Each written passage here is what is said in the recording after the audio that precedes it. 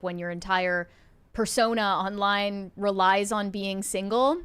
And lastly, I did want to get into a discussion about the Millennial Quirk Chungus archetype. I think it's time for a complete shutdown of the Quirk Chungus until we can figure out what the hell is going on. Before we get into any of it, though, make sure you subscribe to the channel if you have not done so already, and share the show with everyone you know. We would really appreciate that. And a reminder that any super chats, $20 and over, we'll be doing our best to keep an eye on the chat and read those right when they're sent. And all the super chats will be read by the end of the show, promise. So let's just jump into it. Naked dressing hits new peak as Margot Robbie bares her butt and Dakota Johnson strips down.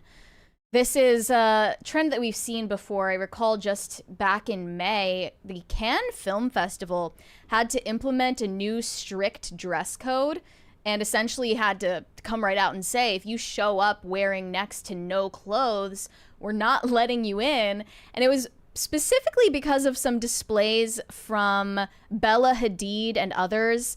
They had a new decency code, and I'm very much in favor of this. Anyone not respecting the dress code banning nudity on the red carpet will be denied entry into the event. And that goes for A-listers and nobodies alike.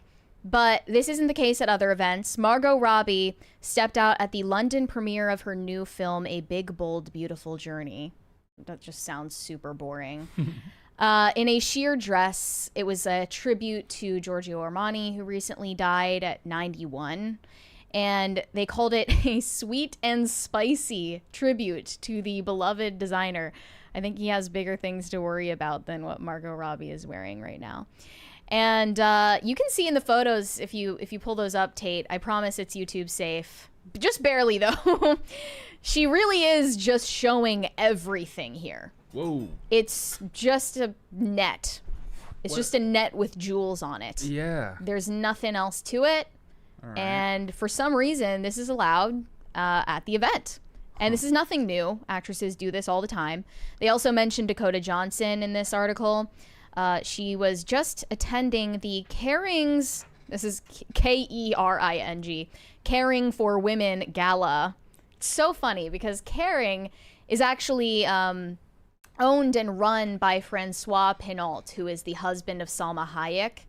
He also he's the parent company owner of Balenciaga. And a lot of people were doing a deep dive into him and also the French holding company that controls Christie's, the high-end auction website, which was selling statues, figurines of children with genitalia on their faces. Just thought I would remind you of that in case you forgot, since it's been a few years. But these are the people that we're talking about. They're running something called the Caring for Women Gala. And at it, Dakota Johnson was also wearing a very sheer gown. I don't know if I would even describe it as such, with her underwear showing. I mean, at least she was wearing underwear. We'll take what we can get, right? And it's just funny because, like, people act like this is so risque. And nudity is just everywhere. There's no shortage of nudity. It's not like it. I think that the female form only has value insofar as it is scarce that you find it. And these days, it's literally impossible to escape just being bombarded with it at all times. And it doesn't matter who you are or what you expose yourself to. It's on billboards, it's on TV, it's on social media, and you can't shield yourself from it all. You know, we were just having a conversation about porn off air, and this is a part of that problem. Yeah, it's an overload because you're supposed to like see the woman, you see her shape, and you're like, wow, she has the body that can give birth to the baby of the size and like that I would like to, or whatever. Like that's like a deep, right? Yeah. And when you're overloaded by 500,000 of them, and you're like, their bodies are all so similar. I don't know which one to pick. Like, Yeah. and you're not even, it's not even, you can't even choose. Those girls aren't for you. Those girls are on TV, on the internet, you know? So, Yeah. I recently saw this, I forget who it was, but this woman like created a box of artisan chocolates that were custom molded into all of the different parts of her body, including her vulva. And it reminded me of like back like 10 years ago when the third wave feminists were making like period blood art and like the resin jewelry. Like they would make like a vulva earrings out of resin or whatever and sell it on Etsy. These people still exist. They were never called out, but I think it's about time we do call them out. And another thing that reminded me of this is that, you know, it's not just nudity that people resort to, specifically actresses resort to in a desperate bid for attention. That doesn't even work. But it's also mockery of motherhood and specifically mockery of the Virgin Mary that I see constantly these days. And the most recent example of it is Rita Ora. No one pays attention to this woman anymore. She's completely irrelevant. But the only reason she's in the headlines is Rita Ora striking a controversial pose as she turns into the Virgin Mary in white robes for a quirky photo shoot in LA. Quirky! With legendary photographer David LaChapelle. And you can see in these photos she's holding a rosary, and she has what appears to be the crown of thorns and an image of the Sacred Heart on her chest with the veil. She's posing as the Virgin Mary. This is a parody. And what they do is they make a mockery of both virginity and motherhood and of the female form. And it's just that really is where demons attack, is like the most visceral aspects of human nature. Mm-hmm. And that is our sexuality. And I think where you stand on issues that are related to human sexuality kind of defines your worldview. It clarifies everything, and it clarifies who you are as a person on a deeper level. And I did also want to mention, just for context, that David LaChapelle was responsible for this infamous photo shoot with Britney Spears all the way back in April of 1999. It was for Rolling Stone, and they titled it at the time, Britney Spears Teen Queen. She was 17 years old. Would you mind pulling up those photos? They're in I think I remember the Reddit thread there. And it was so controversial because Britney was 17 years old at the time and just rising to fame.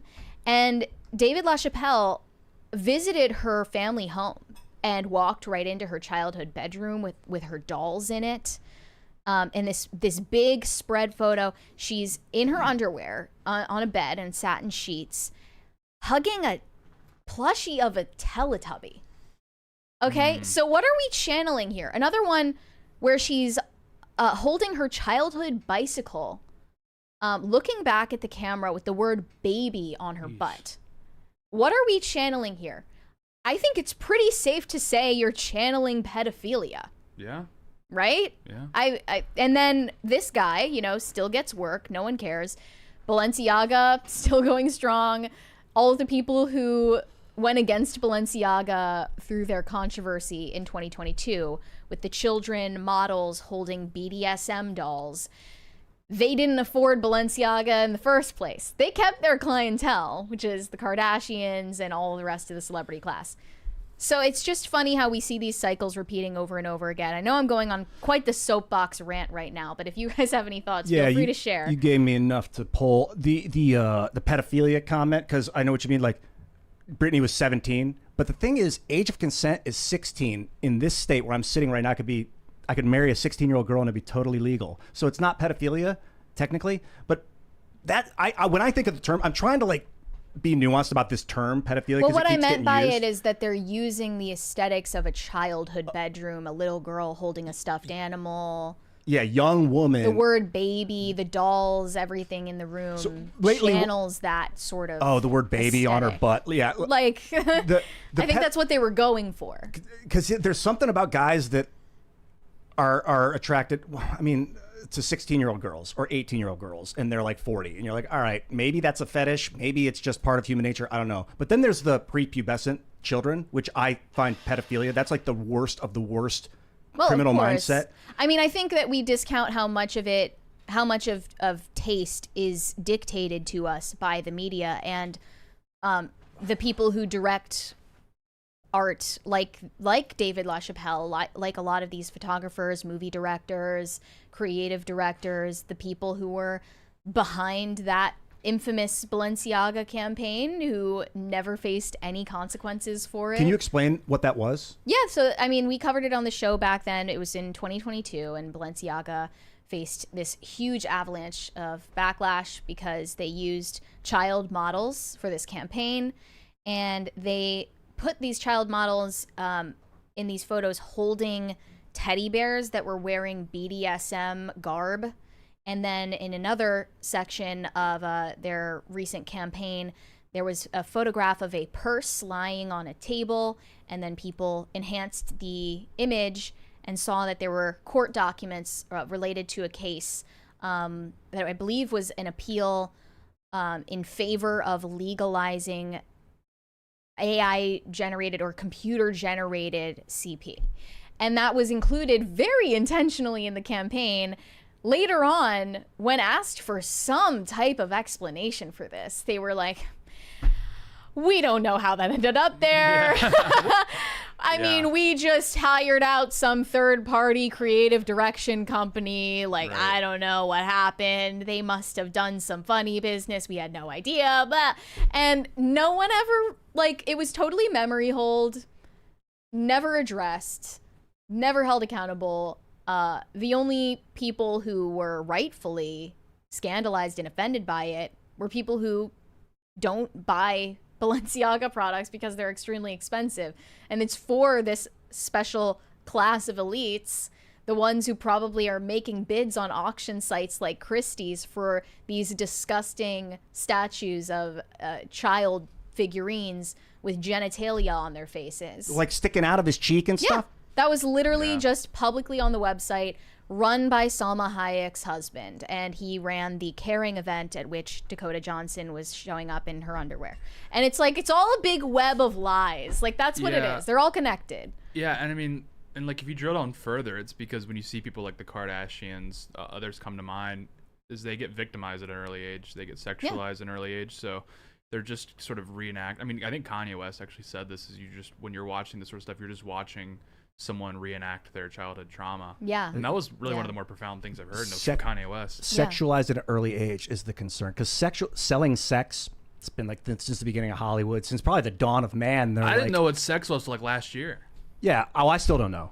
So I'm open to figuring that thing out. It's an open question. Yeah, like what does that even mean? Are those three letters? There's love and then there's sex, and they're not the same thing. Yeah.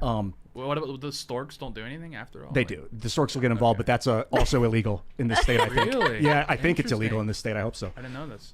Selling sex, because I lived in Hollywood. I worked in Hollywood as an actor, and I got this management company that was big time, and they were like, "We're gonna just sell you're so sexy, and we're just gonna sell you. You're gonna be the next hottest thing." He didn't have that intense of a lisp, but it felt like he did. Was he gay? Do you still have his email? He was divorced and he living alone. He was very wealthy. He had this huge penthouse in Marina Del Rey.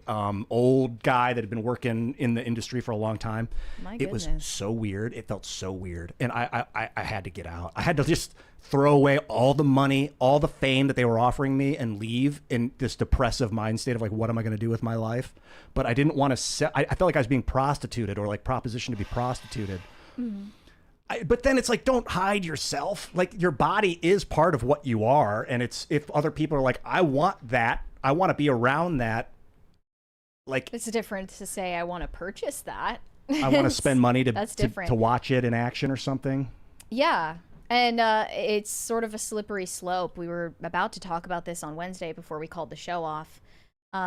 This actress actually, I'll get to that after this $20 super chat from Pop Culture Junkie. Having had a short fashion photographer career, the Balenciaga campaign made me want to be dictator of the world, able to ban certain people from ever touching a camera again. Real. We never found out who was truly responsible for it at the end of the day. They were protected. But anyway, on Wednesday, we were going to discuss this actress from House of the Dragon, the Game of Thrones spinoff. Olivia Cook, who was talking about the dynamics of filming sex scenes on a Hollywood set, which of course in Game of Thrones and the spinoff, that's incredibly common. They lean into it really heavily. And she said, you know, as an actress, like, you're basically afraid of being called a bitch for not wanting to do a sex scene or wanting it to be done in any sort of way, like if you have any preference that you voice. And they push back heavily on that. They want you to just go along with whatever you're told.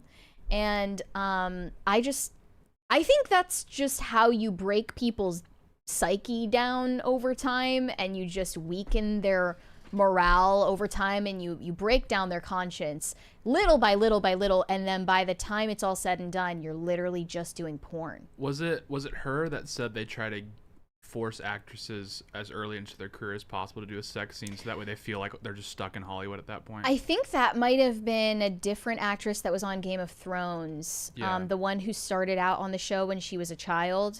Right. She started out on the show when she was like, it wasn't Emilia Clarke, it was someone else, but she started out like 11 years old or something and was on the show until she was 18. And as soon as this actress, you know, was legally an adult, they wanted to put her in a graphic sex scene, and they did. Was that the Arya Stark character? I'm not sure because I haven't watched the show, but there was definitely, I remember that story. How have you not watched Game of Thrones? I just don't want to expose myself to that kind of never thing. seen it It's either. just too, Really? it's too much. It's too graphic for me. If I find out that a show is like full of that material, I just don't bother at this point. In the first season is probably the only season you'd ever really should watch if you're going to pick one. It was what's his name? The guy from Lord of the Rings. He played Boromir or whatever.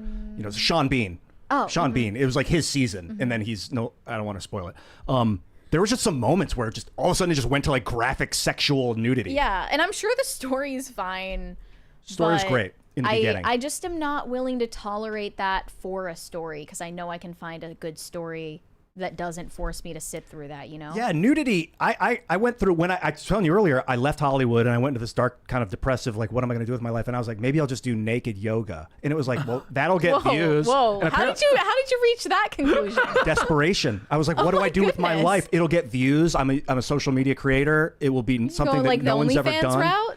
It Before was OnlyFans? But it was more like, it was like OnlyFans before OnlyFans, but it was more educational in my mind. I'm like, well, it would help people learn how to do yoga. And I'm like, they'll see right up my butthole. Like, I don't know if I want to do that. And then I was like, I just kind of rolled out of it. I didn't ever pursue it. It felt very weird. But the thought a few times was like, well, It occurred to you. oh yeah. Well, I'm glad that you didn't go through with it because the internet is forever. Yeah, I think I'm glad. That Yeah. I would like to peer into that universe, that dimension, if I could, to see what would have happened. That would have been interesting. Well, I'm glad we had this discussion. We should move on to Cringe of the Day. This one is Didn't we just do that already with me talking? No, I'm just kidding. no. that was good. We I love agree. you talking. Yes. It's far from cringe. Talking about. This is great though. This is a great cringe. Good morning, good morning. I'd like coffee, please. A medium coffee cup with cream, caramel, and cinnamon, and everything you makes it delicious. Let's go. That would hype me up. Good morning, Yeah. good morning. In slow motion. Oh, is it in slow Was mo? that a repeat, or is she going for a second verse? Oh, this is the same clip. Yeah. I like this comment. OMG, if a customer did this to me, I'd throw up. This is why the Gen Z stare exists. She's like Real. she's like Ellen from Walmart. You Yeah. know, like what are you Defense doing, mechanism. lady? What No, was that she- would get me hyped up in the morning if like the person in front of Really? me was just belting. I'd be like, Was this You like join in, harmonize. what do they call it? A publicity stunt? Is that what this was? Did they even use that term anymore? Publicity stunt? It used to be an actual thing. I guess. Now it's like almost part of nature with Yeah. these Yeah, ease, true. ease of access to publicity. everything's a That publicity lady stunt. needs serious help. Also, she was flat. One of her notes came out. And, Yeah, at least rehearse, she wasn't girl. Yeah. like she didn't believe what she was saying. Yeah, it just sounded like she was Commit. Yeah. Is it Commit even a good to morning? it. I don't know. Oh no! What the hell? Undetermined. I still don't know. Yeah, we still don't know if it's a good morning. Okay, Yeah. we're gonna jump into our lead story. This is about J.K. Rowling, obviously in wake of recent events. Charlie Kirk's assassination. J.K. Rowling is one of many other high-profile public figures that is now being targeted with threats online, specifically on Blue Sky. I am not on Blue Sky. I would never make an account on Blue Sky, but from what I've heard, the usual suspect over on that platform is a deranged leftist, and they are saying deranged leftist things. It doesn't really surprise me. J.K. Rowling gets death threats every day of her life and will for the rest of her life, but it's really at a fever pitch right now after they feel so emboldened by the disgusting violence that we saw on Wednesday. And Andrew Tate actually tweeted about this. He kind of predicted, it's not only Charlie, there's a list. They're coming for the rest of us. And while that may sound a little bit dramatic, we don't know what the future holds. And from these screenshots I'm looking at from Blue Sky, people with a hammer and sickle in their username or a trans flag in their username, they feel incredibly confident, like so bold, just outwardly saying, so-and-so next, please, so-and-so next. J.K. Rowling is one of those people repeatedly. They're calling for her to be hurt or killed in these posts. And I don't even really want to pull them up on screen because I don't want us to get in trouble. But I know a lot of people are working overtime right now to collect the digital evidence of these posts and send them in a tip line to the FBI, which you absolutely should continue doing. And all of these people should have their lives ruined. And I mean, I don't think that means we don't believe in forgiveness anymore. It just means that they need consequences. But yeah, J.K. Rowling is predictably one of the biggest targets for them, specifically because of the interest and stance that she's taken on the issue of transgenderism and the policy making around it. She was one of the people pushing for the Supreme Court ruling in the UK that defined biological sex.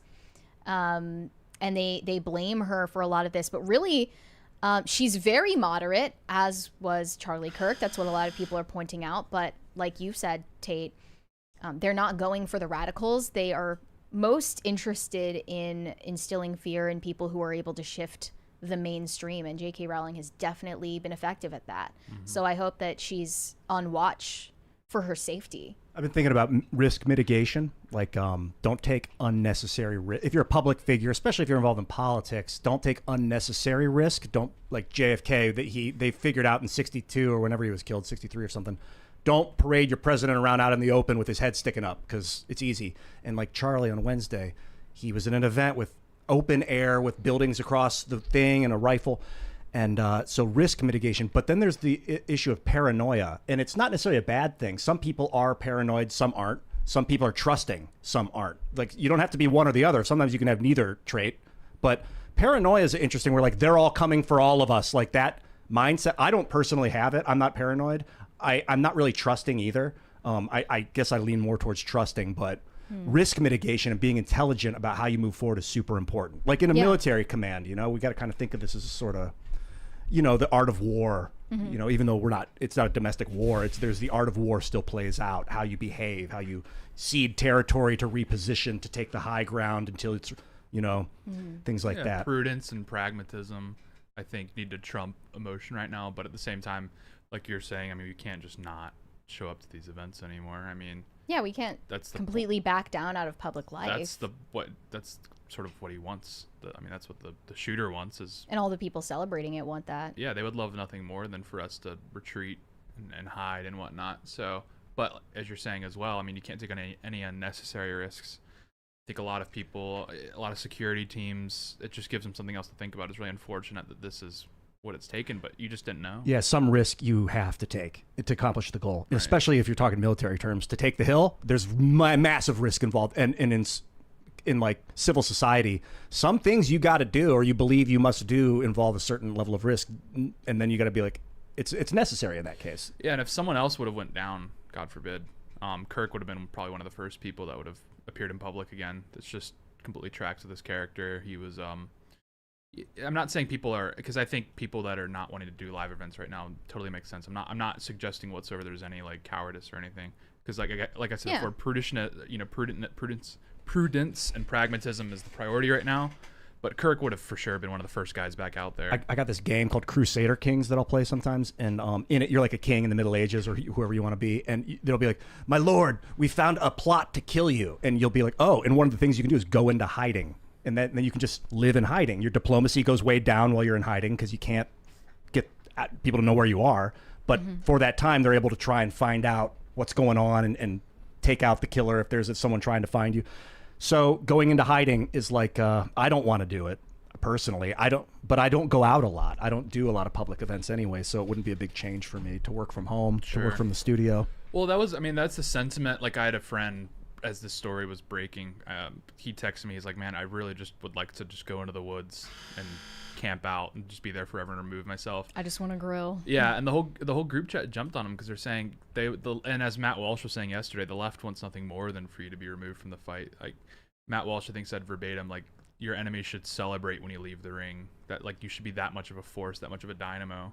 And so yeah, I think they would love nothing more for us all to just retreat into the woods and, you know, have our great base life, but away from where the you know, vectors of power are and that sort of thing. Yeah.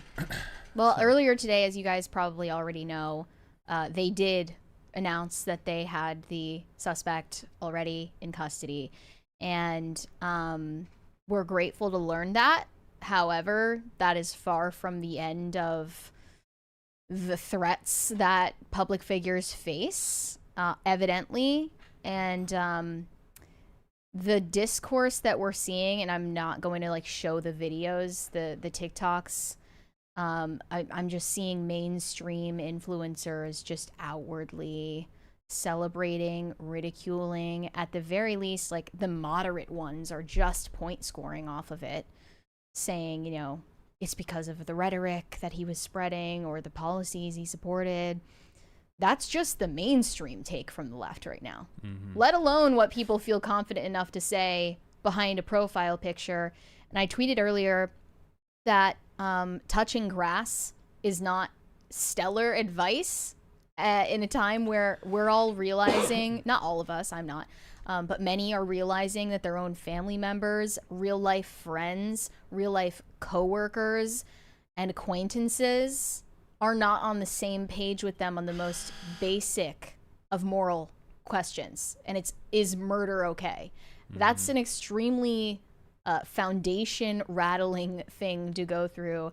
And just saying get off your phone and touch grass and spend time with your family, it's not actually great advice, as people are realizing that they don't even have that little in common with their own flesh and blood family members or their own closest friends. I call my dad because he was like a Democrat. He didn't like Trump.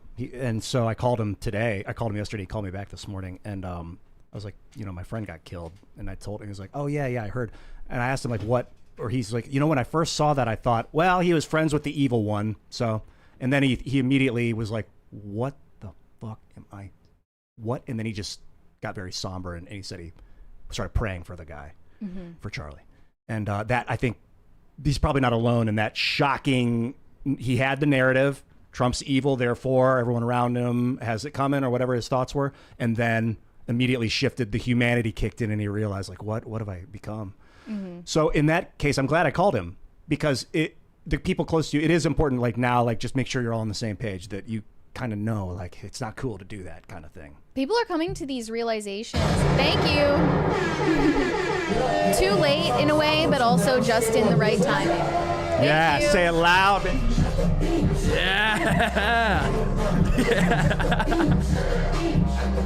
Love it. Yeah. Love the enthusiasm. Yeah, and it would have taken a lot of people many more years, if not ever, to come to the realizations that they are now. And I also was about to address this on the show yesterday, I think, when the stream went out momentarily. There is this writer for DC Comics that came out and celebrated and mocked the death of Charlie Kirk, whose name is Gretchen Felker Martin. This is a male who identifies as a female and is the author of a comic book called Red Hood.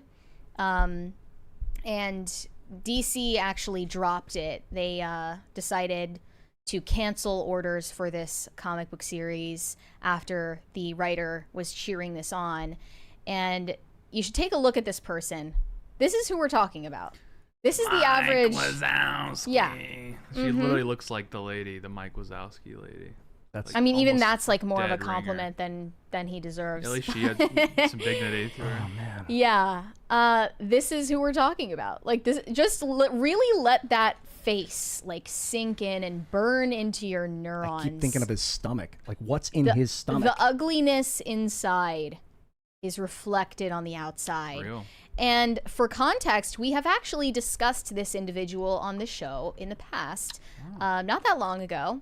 In October of 2024, it was announced that one of the Wachowski brothers turned sisters, Lily Wachowski, picked up Gretchen Felker's novel called Manhunt to develop it into a TV show. And this is basically a very thinly veiled fan fiction about a homicidal fantasy against J.K. Rowling. That's what Manhunt is. The cover art for it is, I believe it's like a couple of apples or peaches or something in a net made to resemble a ball sack. Right. And the premise of the story is that testosterone hacks the brains of the male population, and the women have to go into hiding in this tribalistic survival mode. J.K. Rowling is a fictional character in this story. It's very thinly veiled. And she has her castle in Scotland. She actually does live in a castle in real life. And there is a scene where she's violently captured and then burnt alive, burnt at the stake in this story. So now this has been picked up to get developed into a TV series by Lily Wachowski, formerly of the Wachowski brothers behind The Matrix, who then ended up ruining The Matrix for everyone. But this novel came out back in 2022, complete with a cover alluding to the recurring plot lines, the need for its trans female characters to hunt feral men for their testicles, lest they suffer a horrifying fate. Its blend of emotional subtleties and overt horror as metaphor grotesqueries drew immediate strong reviews. What it did not do was kick off the usual wave of adaptation plans in TV and film, presumably because the book's deliberately messy messages surrounding gender identity and the bit where a group of fascist, trans-exclusionary radical feminists get dubbed, quote, the Knights of J.K. Rowling. It was a bit spicy for Hollywood to comfortably digest. Cut to today, when a new interview with Matrix co-creator Lily Wachowski, this was back in October. Besides being a fascinating conversation, the interview ends with Wachowski revealing that she's currently in the works on adaptations of a couple different trans books, including Jordy Rosenberg's Confessions of the Fox. I don't have any context on that one. And Manhunt. Gretchen Felker Martin hopped on social media to confirm the news, writing, quote, I'm adapting Manhunt for TV with Lily Wachowski, and I couldn't be prouder and more excited to be writing it. We're going to do our damnedest to bring this thing kicking, screaming, and queer as hell onto the screen. It's not clear yet what capacity Wachowski will fill in the project. In her last two shows, Netflix's Sense8 and the far more down-to-earth Work in Progress, she went the multi-hyphenate route, writing and directing. Never directly tackled horror, which Manhunt, taking place in the world where high testosterone turns people into feral beasts, who exist only to consume flesh and rape, traffics in pretty heavily. So the premise goes that the only normal people left are men who are taking estrogen and women, actual women, who are surviving in this world where all of the men have had their brains hacked by testosterone.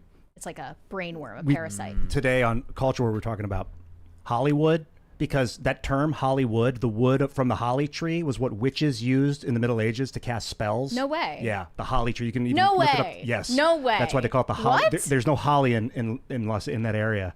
Yeah, the Hollywood is the wood that the witches would use, or the magic users would use. I'm not sure if they were all witches or not. I don't know whether to believe you though. Check it 'cause out. Alex you, Stein you said it, also and shared Tim your fact-checked it. theory about where the myth of like Santa Claus came Oh, from. the And Siberian. Yeah. I remember when we had that discussion, a lot of people were saying you were off base. So I Yeah. don't know. This is from Alex Stein's mouth, and then Okay. Tim looked it up live and was like, "Oh, he's right. The Hollywood was the wood that they would use for magical." I thought the movie entertainment industry just ended up there Okay. because of like Well, the- proximity to where They also but the fled the mafia. etymology is interesting. Yes, why they called it Hollywood. They So there's went to no that holly area. tree there. No, they went to that area to escape the mafia because of bright sunlight all day. You have good lighting on your movies all day. It's always you know it's going to be nice tomorrow to shoot outside. But they called it Hollywood Okay. because they cast spells. Says- Your words. While a popular legend suggests that the name came from the abundance of toyon shrubs, also known as California holly, growing in the area, which resemble holly trees and bear red berries, this is considered a romanticized explanation. The toyon plant has been native to Southern California for thousands of years and was used by indigenous peoples, but the name Hollywood was not derived from it, according to some. Another legend claims that the name came from a man hauling wood, whose name sounded like Hollywood, to real estate developer H.J. Whitley, but this is not supported by verifiable evidence. The name was later popularized by the construction of the Hollywoodland sign in 1923, originally a real estate advertisement. The sign was repaired in 1949 to read Hollywood after the H fell over. The area was incorporated as a municipality in 1903 and became part of Los Angeles in 1910. The name Hollywood then was synonymous with the American film industry. There's a quote here. Data Wilcox, who donated land to help in the development of Hollywood, is quoted as saying, "I chose the name Hollywood simply because it sounds nice and because I'm superstitious and Holly brings good luck."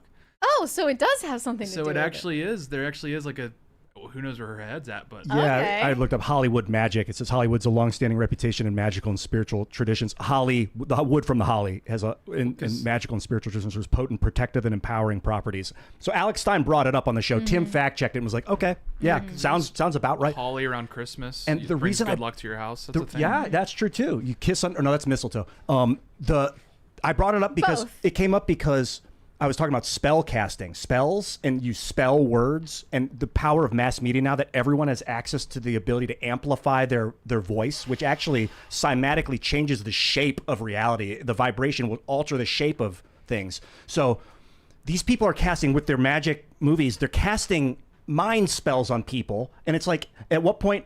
I'm all about open, free speech and letting you, if you want to burn an effigy of someone, go for it. If you want to make a movie about burning an effigy, it's almost like, at what point does the morality police be like, you can't make a movie about that? I mean, we have ratings, but I think a lot of people are shifting away from free speech absolutism at the moment, and they have been for a while, and thinking about reintroducing the concept of obscenity laws.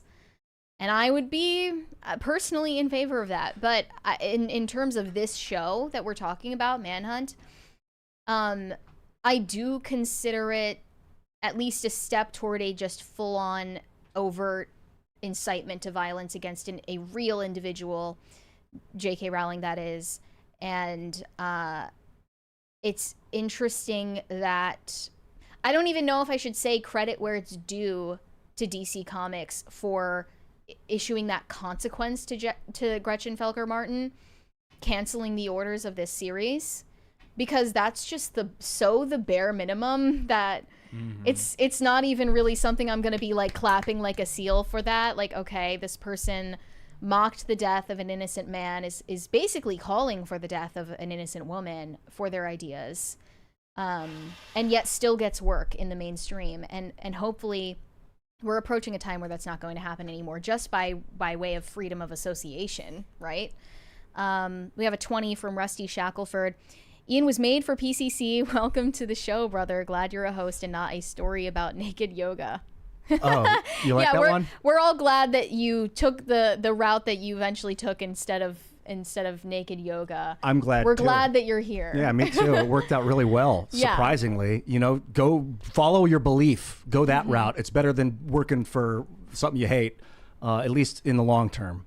I think there might be a sociological course correction of some sort with free speech, because now that everyone has access, and hyperbolically, everyone has access to the amplification of media that you can cast your spells to everyone on Earth.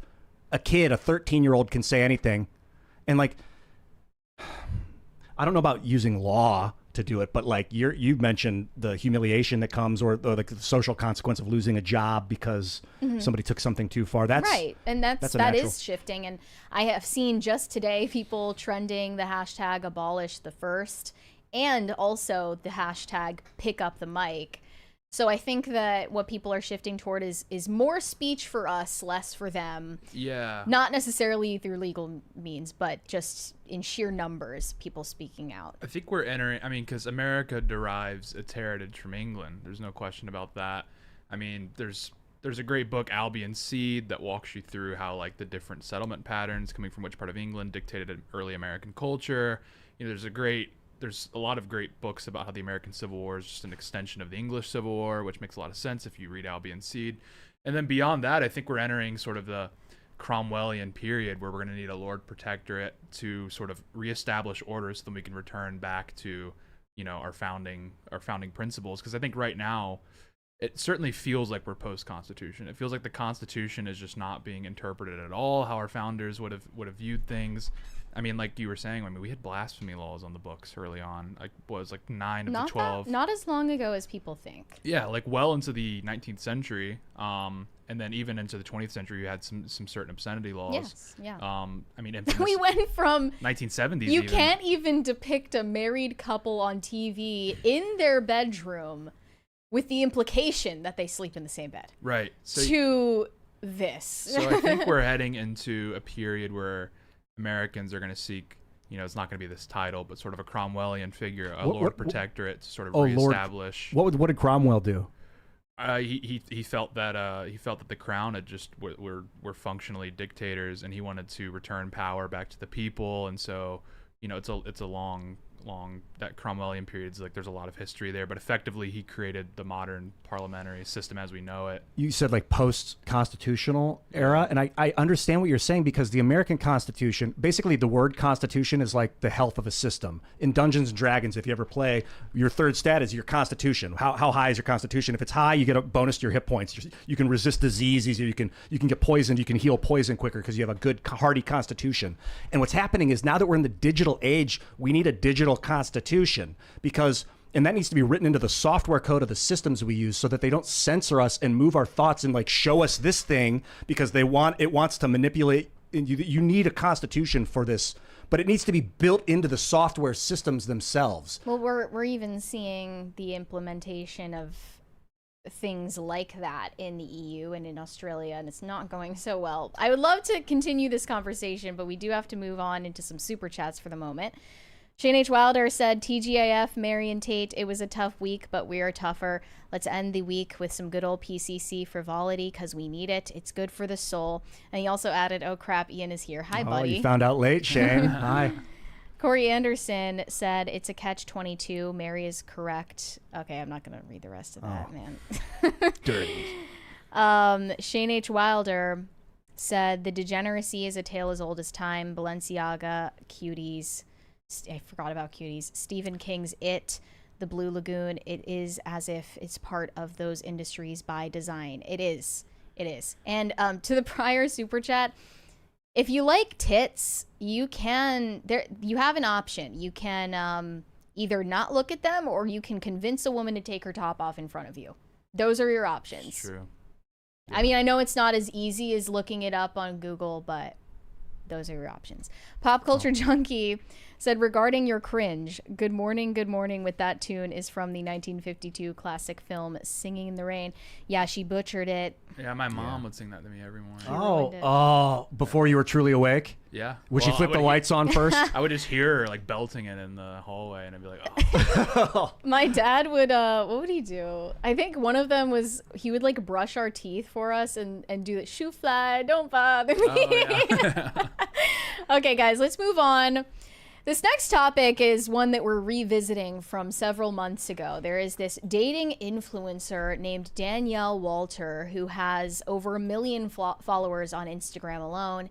And all of her content, as she's been growing her platform over the years, revolves around dating, going on first dates. She tells her followers about the date before she shows up. She then, in the middle of the date, goes to the bathroom and talks about the guy to her followers in the middle of the date. Then after the date, she records a post-date debrief.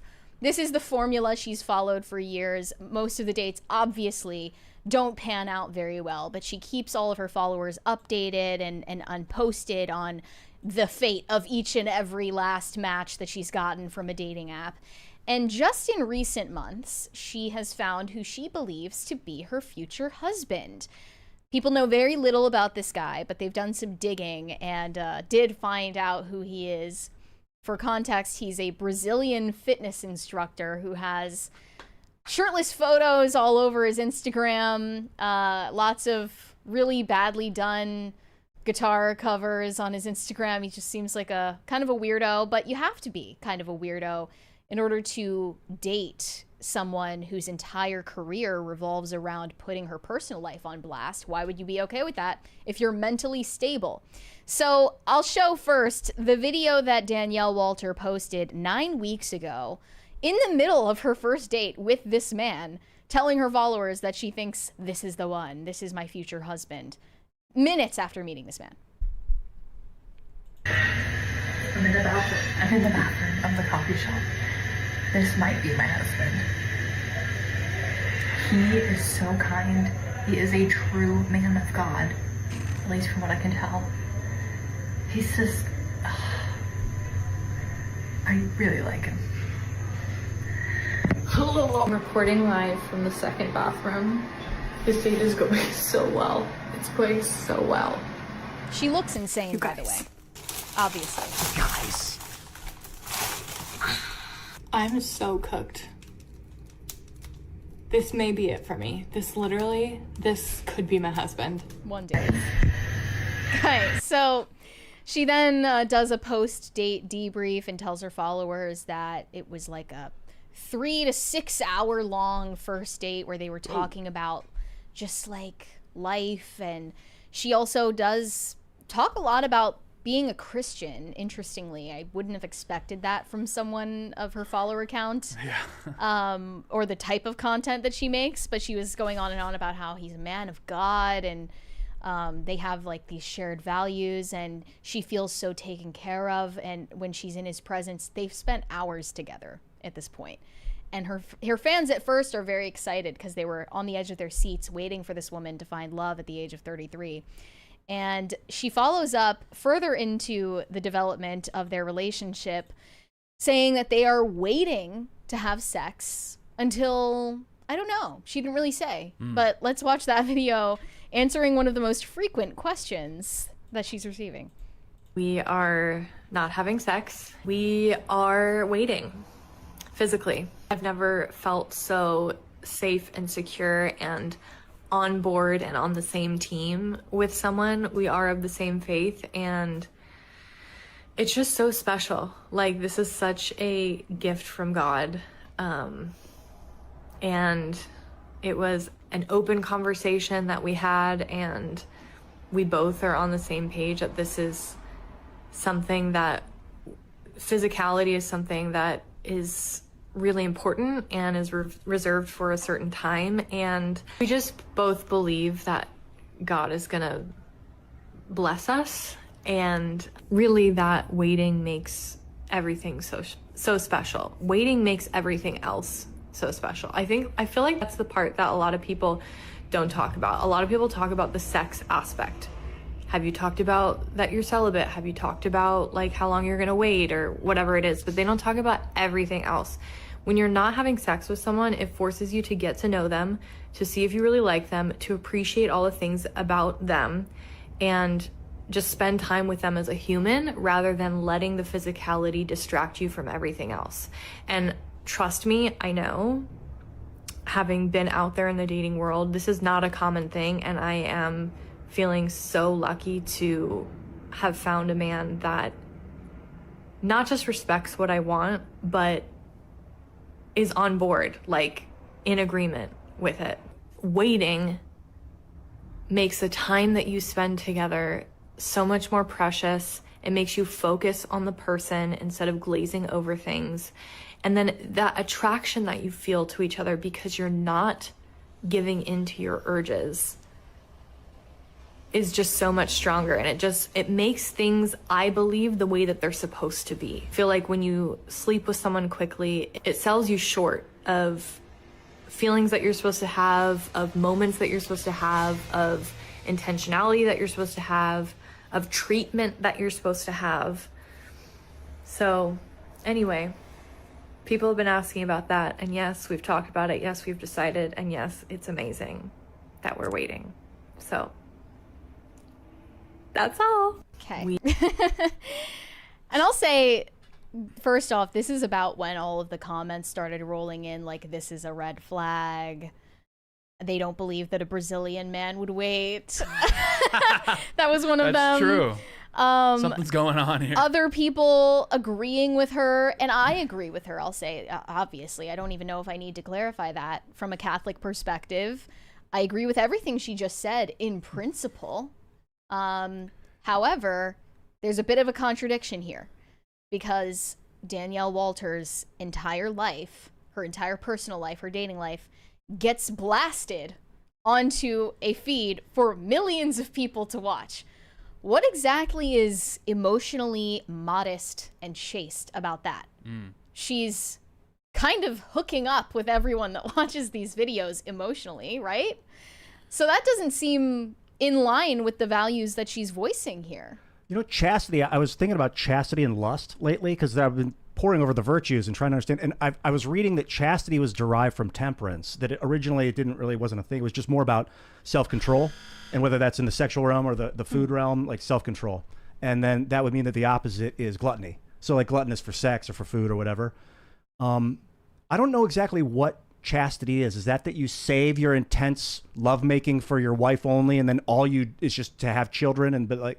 That means sex isn't supposed to be for pleasure? I think chastity is just a synonym for abstinence, if I'm not wrong. I mean, it does obviously get interpreted so many different ways by so many different people, but what I think from my perspective as a Catholic is that it's not just a synonym for abstinence or a synonym for self-control in and of itself, and like there's been more development of that thought post John Paul II and his theology of the body, wherein even in marriage chastity can be practiced.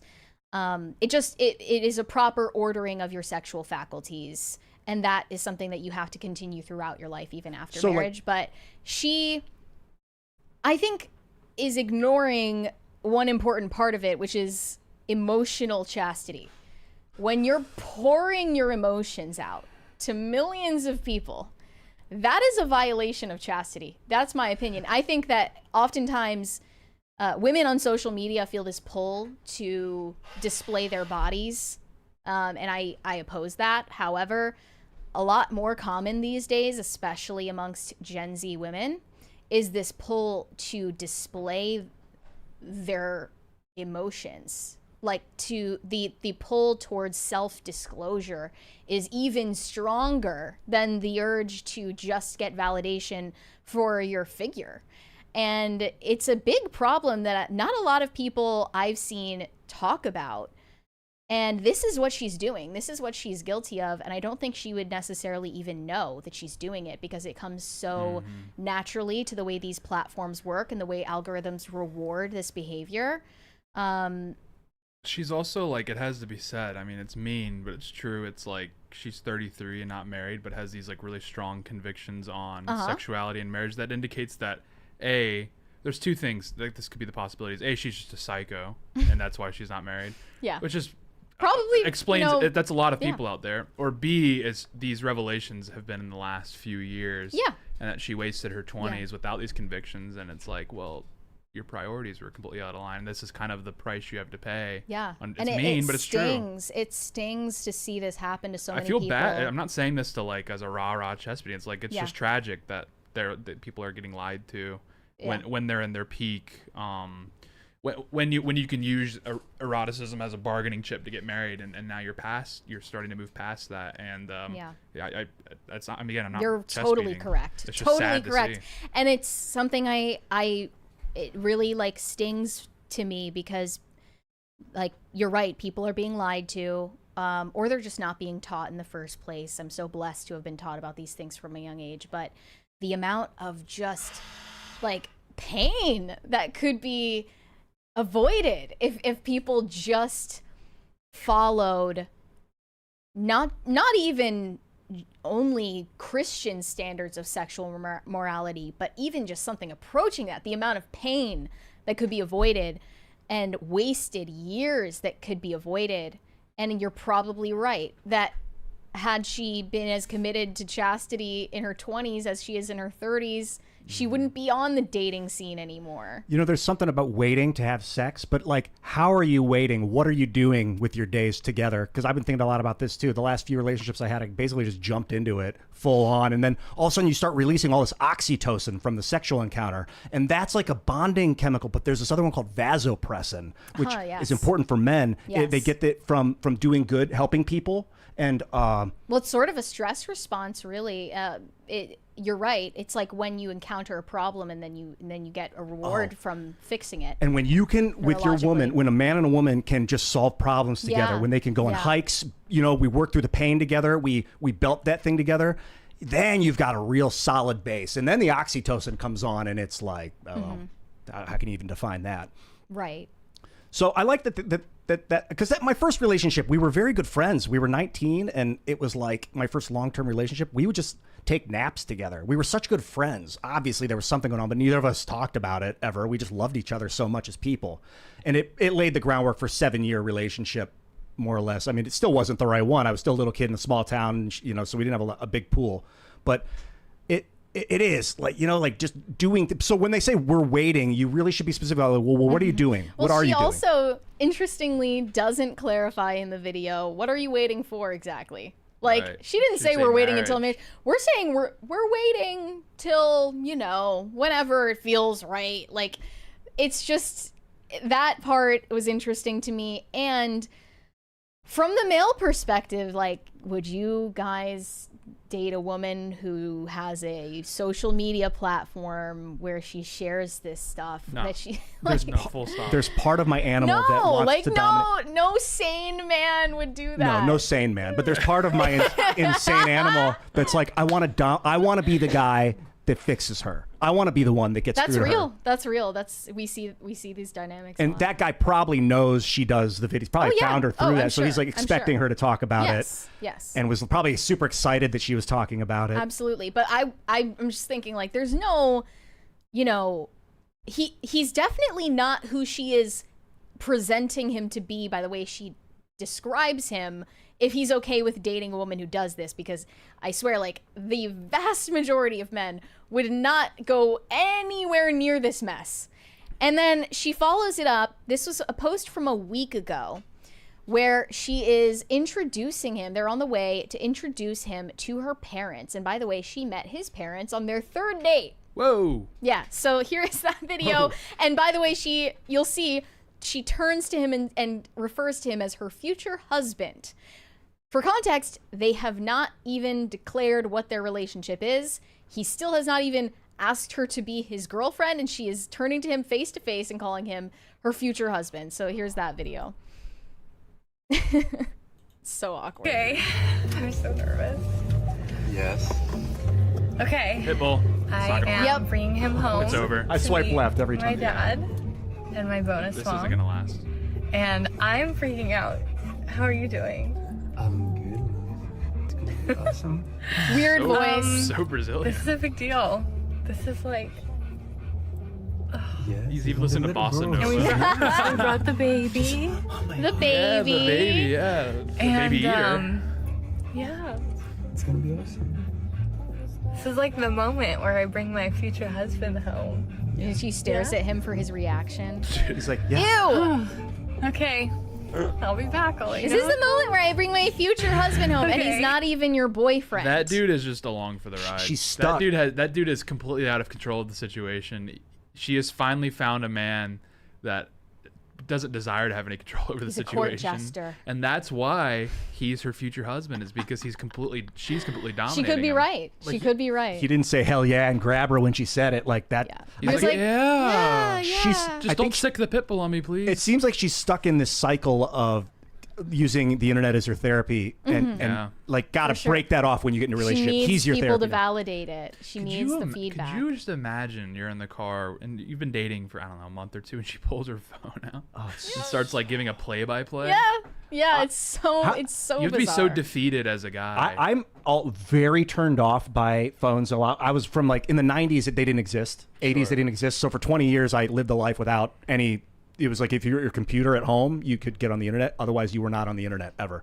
And the idea of someone pulling out a phone and documenting me when I'm in the middle of doing something is like, get that thing the fuck out of my I face. feel the same way. But then there's also the reality that we live in now where I'm a social media influencer, and it's like, look at my food, look at the cool place I'm at. Everyone, like, I don't want to do that. Like, we know we're part of the problem. So it is a low-key. problem. I see it as sort of a weird Not quite as parasocial bad problem. as this. But also, like, but, yeah. observing the dating market and for people in their 30s and 40s, it's a total buyer's market for women. So I actually think there's a lot of guys that are out there that have realized they want to get married, and so they just would put up with this shit. Yeah. It's real. And she then follows up and she's still just praising this guy, screaming it from the rooftops how great he is, and her comments are finally calling her out.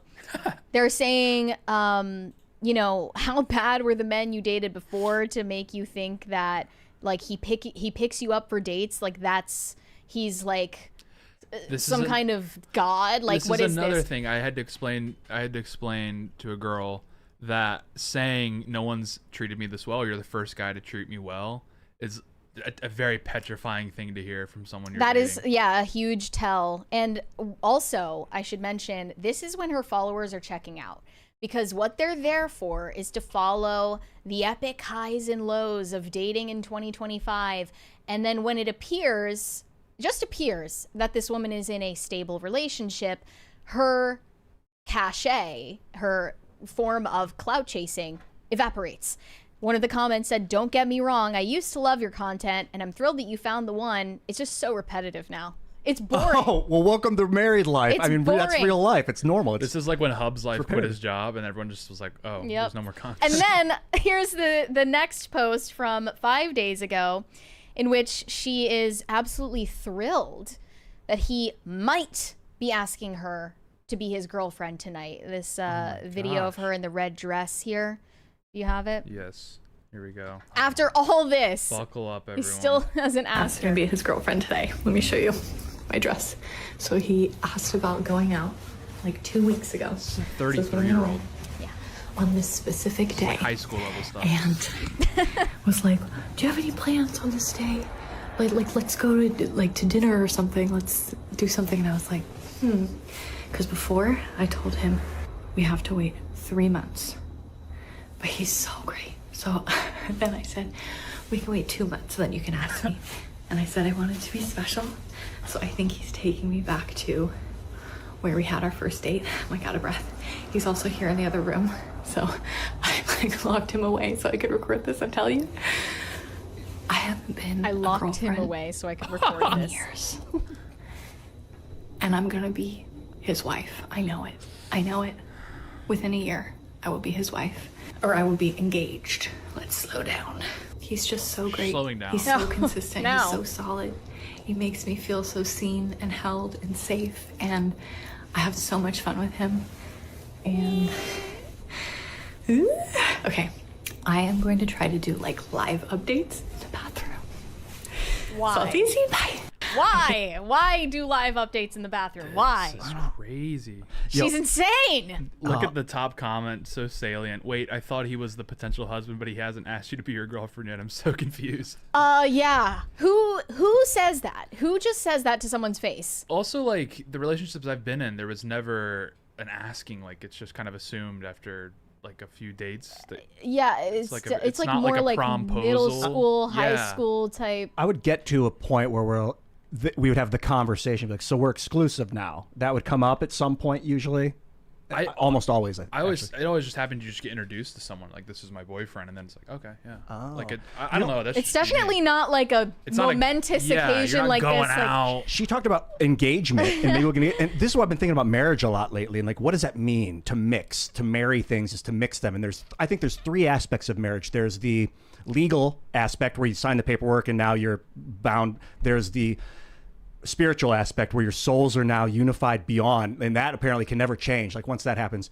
And then there's the physical, literal day-to-day mixing of energy where you're working together on things. Like, that's the real engagement. You become you're engaging each other on a day-to-day. Throwing a ring at someone and being like, put it on, now you're engaged. Like, if you don't actually engage, you're not engaging. People found her, they actually found her Pinterest, and prior to this video being posted, she already was creating a Pinterest board of all the rings that she wants. I would say I feel bad for the guy, but he knows. Oh, he knows that he's in the shit. Yeah. Well, she followed it up. She left everyone on a cliffhanger there, but she followed it up saying, officially a girlfriend. These last couple weeks have really challenged me in how open I am online. Good. They should. You should stop. Yeah. I share my life, not just to entertain or because it's my job, but for the purpose of sharing the joy that life is, showing love, finding it, growing it, and keeping it in hopes that it touches someone to go out and really live theirs to the fullest. My intent is to keep sharing intimate details of my life. And my ask is that you are kind in return. Thank you to those who have already shown me support, even in the midst of possibly not agreeing with me in a world where you can be anything. Please be kind. Heart. So after all that, all that backlash, all of the stalking, doxing, your intent is to keep sharing these deep, intimate details of your life. What's the like? Was she famous before? Because her No. life seems so banal. Nope, she's only famous for blasting her This. personal life online. Like, that's what her shtick She's like a is. lolcow almost. Yes. Anyone I know that's got a good marriage will tell you, or for the most part, will tell you that they are a vault, the two of them together. There's no, Yeah. it's that everything. And obviously, if it gets abusive, you've got to escape the vault. But rarely in good relationships, it's not like that. You're a vault. You're combined, tight unit, unbreakable. So to be putting aspects of it on the internet, I don't know if that can work. I mean, maybe it could. Maybe it's a 21st century There's no way. No way. evolution. Absolutely not. A new type of human. This can only cause problems. Homo technus. This is absolutely going to end in disaster. We don't know when, but it's inevitable. And she's parading around like, I'm a girlfriend, like she's 15. What if people could mind meld? If a man and a husband and wife could connect and like see each other's thoughts? Well, what if then? Do you think that would be better or worse for the marriage? Worse. Worse. Worse. Oh, you do? Absolutely worse. And then I was thinking, because the next step was, and then if Yeah. if you could somehow put the thoughts online for people to watch, would that make their relationship stronger? The domestic abuse rate would skyrocket. The thing is, there needs to even be like polarity and mystery after marriage. Yeah. You shouldn't share some things with anyone but God, and certainly not a lot of these things with a bunch of strangers online who don't care about you.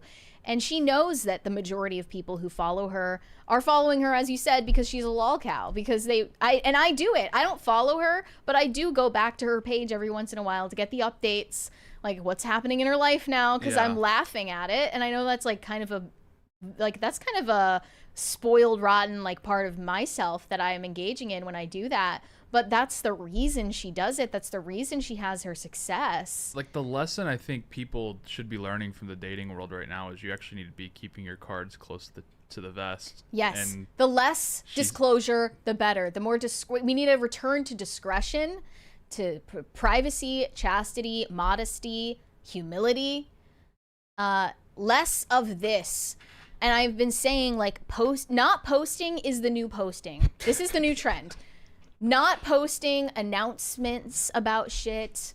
You know, I don't even. nonchalant. Yes, like there's even a new trend of like, instead of announcing your pregnancy, just don't Have announce a kid. it. Just Oh, do yeah, the thing. A lot of people I grew up with, it's just I get in touch with them again and they're like, oh yeah, I had a kid. I had 2 kids since we last spoke. And it's like, Ideal. nice. Welcome to normal life. And then it gives you something to talk about too. Yep. Because it's like, if you've caught up on all their life details, there's something to discuss. Mm-hmm. Danielle really could learn from those examples. Let's I read hope some she wins. super chats. Oh. I mean, I hope that she finds love. I hope Certainly, this it's guy's just the not one. likely. They smell pheromones. not You know they're likely. into each other. The I don't Brazilian. see Get it, it. Danielle. pheromones. Yeah. I mean, it's South possible. America. It's possible. Against all odds. Let's read some super chats. 50 Charlie said, JK, Chris Pratt, Charlie, none of them are bad people and deserve better. Praying that PCC and Timcast are safe. Never give up, never surrender. Thank you for that. Kay sent us $5 without a message. Thank you. Okay. Shane H. Wilder said Stephen King mocked Charlie. Then, after getting lambasted, he gave a half-assed apology, and where he essentially doubled down. They don't learn. Yes, I did see that on the timeline earlier. He said that Charlie was spreading. He basically accused Charlie of being pro, like, stoning gay people, Black people, Or stoning black people to death. Yeah. Like, what was that? I don't know where it came from. And it came out of nowhere. And Don't do drugs. then when he was called out, obviously he deleted the post, and then he doubled down by saying, well, I apologize and I was wrong, but I was calling him out for misinterpreting the Bible.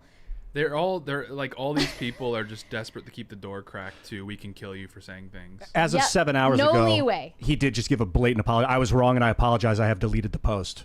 That was his statement 7 hours ago, Stephen King. People are Well, you already feeling said like it. people are now at the point where they're like, no When we're- more apology, no more backtracking, lives no are more on the line. takesies, backsies. Yeah, you can't undo what you do. You can't be undone. This isn't like we were debating and I slipped up, said something wrong. It's like, no, when there's people's lives are on the line, there's no room for mincing words. At least he No. apologized. That would never occur to And me to say being that about Stephen someone. King, especially, like, what room do you have to real. get on your moral high ground about anything? Real. Rusty Shackelford said, Hollywood just hates men, don't they? Yeah, I mean, that's obviously an aspect of the manhunt plot, that testosterone in and of itself is some kind of biological weapon, that it's a parasite that needs to be excised from the human person, and it causes all levels of savagery in the world. That is kind of the underlying narrative, and then what ensues after the fact, after all the men have their brains hacked by testosterone, is the men who think they're women and the actual women go to war in this world. And the guess what the ending is, to spoil it for you, the men who think they're women win in the end. Go figure. Waffle Sensei said the Hollywood is specifically for the Druids' wands. The Druids of Northern Europe, like the 700s, the Romans wiped them all out. So we have very little knowledge about the Druids, but yeah, they were like the priests of the pagans. 50 Charlie said Hollywood is satanic, confirmed. Y'all need Jesus. Yes, So yes, true. they do. Corey Anderson said the waiting is the hardest part. That's Tom dude. Petty. Is the hardest part. Yeah, that's a good song. Also, like, you have super chatted about this before, and I'm confused because at one point I thought you said you were married already. Like, I don't know if any of this is real. There's also like he's a kind of a horn dog too. Some of his super chats. Yeah, are wild. I don't like that. So maybe waiting's really especially difficult. I mean, if all you're doing is just sitting there thinking about it, yeah, that's a problem. Or maybe Get some a about hobby. waiting in general. He just hates lines. You got to do other stuff, you know? He just hates lines. and Waiting in queuing. general. Build a friendship. Sucks. There's 8 different types of love, at least that I found from the Greeks. There's the love of friendship, there's erotic love, there's love of family, there's self-love. You want to embody all those loves together with your person. And all at once. You kind of want to lift them all together. Yeah, I believe Aristotelian concentric circles of love. You gotta love the game. Yeah. Gotta have Three-dimensional Michael Jordan. love the game. Yes, Yeah. game love. Yeah. Love the game. Sometimes the game doesn't love you back though. That's the problem. There's mania, which is obsessive love. I made the mistake of turning mania on a person because I was obsessed with my job. Loved doing internet videos, high-powered, intense energy, and then I met this girl and I just put it into her. Don't do that. That's what they call love bombing today. Yeah. That's the new pop term, the pop psychology term for it. I also had a buddy of mine. He, like me, he quit Zen for a period of time, but he quit it right when he got into a relationship. Was it because of the relationship? I don't know the details, but that could have been part of it as well. I don't know. Did he go manic? I have been noticing a lot of men get shit from their wives and girlfriends for using Zins. Really? That seems What like is that? it seems like What a is very, that about? Yeah, it seems What like kind of shit? not a problematic. Just they thing. don't like it. They don't really have a reason. Their wives or girlfriends, they just don't like it. Is it making them taste bad? No, it's like pretty much a Because you can traceless. taste it in the skin and stuff. No, it's just traceless. Like it's the cleanest. Hey, Nicotine. form RFK's of orders. nicotine. RFK's orders. They're fine. Nicotine's They just don't want their husbands to enjoy anything, is what Yeah. I think. And they get on them about drinking, and like, I mean, I get it if your spouse is like a smoker, you don't want them to like have a health issue or something. But even like if you just have a cig a day, I think who cares? I get it though, because because you're tasting whatever they're eating. If they're your wife or your husband, like you're gonna get that in you. So if they eat garbage food, it's Well, not. okay, that's also a different thing because that could like affect how they look and how they like their health and everything. But like a Zin, or like I don't even know. Like their wives are like telling them they're not allowed to drink or they're not allowed to like have one cigarette or have a Zin or something. It's like it's a little bit policing their behavior. Yeah, It's you gotta have- longhousing. Like I would think you would do good to have that conversation before you get rolling as a relationship. Like, yeah, be on the same page. there are so many of those conversations that people do not have, and I don't understand it. You know, people go out for a drink on their first date, and then one of the people won't drink much, and the other person maybe does, and then they realize like 6 months in, oh my God, this person's Yeah. drunk 2 hours a day. What did they do? Not talk about it before? Like, Yeah. did they not notice it before? You get hammered on their first date. And they're surprised. They're I've gotten a comment today under one of my posts regarding the Charlie Kirk assassination. This guy was saying that he's worried that his wife is one of the people that maybe isn't telling him but is like happy that it happened. I was like, Right. how do you end up in that situation? Like, that's horrific and I'm sorry for you if you're in that situation, but how do you end up How is that not come up? tethered to this person for life and you don't even share that one basic moral foundation?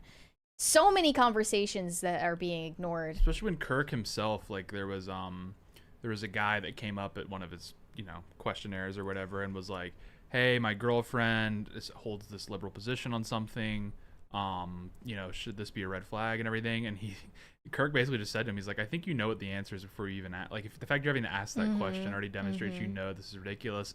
And then he was like, do you want the truth? And he was like, yeah. And he's like, break up with her. Like, there's very few things that I think people actually can overcome a lot in a relationship or a marriage, but that is not one Probably thing. need to be on the same page about whether murder is bad. Right. Yeah, that would be a starting And point. everything else is downstream. you can ask like a few incisive questions right away. You don't want to be tethered to someone that's a loose cannon like that. No. Okay, let's move on into the last topic. I want to discuss the archetype of the millennial Quirk Chungus. But first, we have to go back and trace the history of this term. It goes back to, as far as I know, the Big Chungus meme, which, Tate, you have an image of Big Chungus here. I do. In case anyone hasn't seen Should we it make before. our own Chungus meme right now? That's the that is Big Chungus. And it's just fat, tubby Bugs Bunny.